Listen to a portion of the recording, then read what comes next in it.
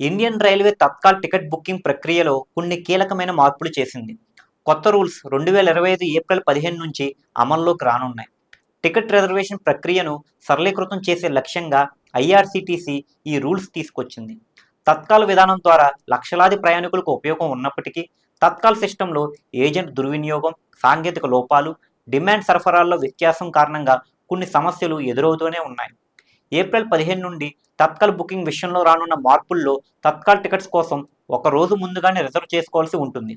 కొత్త టైమింగ్స్ ప్రకారం AC class bookings ఉదయం 11 గంటలకు, నాన్ ఏసీ స్లీపర్ బుకింగ్ మధ్యాహ్నం 12 గంటలకు, ప్రీమియం తత్కాల్ బుకింగ్ ఉదయం 10:30 గంటలకు మొదలవుతాయి.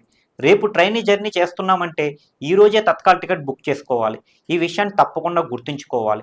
ఐఆర్సీటీసీ వెబ్సైట్ అండ్ మొబైల్ యాప్లో తత్కాల్ టికెట్లను బుక్ చేసుకునే ప్రక్రియను మెరుగైన సామర్థ్యం కోసం అప్గ్రేడ్ చేశారు. ఐఆర్సీటీసీ అధికారిక వెబ్సైట్ లేదా మొబైల్ యాప్లోకి లాగిన్ అవ్విన తరువాత వివరాలు పూర్తి చేశాక చెల్లింపు గడువు 5 నిమిషాలు చేశారు. గతంలో ఇది 3 నిమిషాలు మాత్రమే ఉండేది. అలాగే బుకింగ్ లోపాలను కూడా తగ్గించడానికి క్యాప్చా ధృవీకరణ సరళీకృతం చేశారు.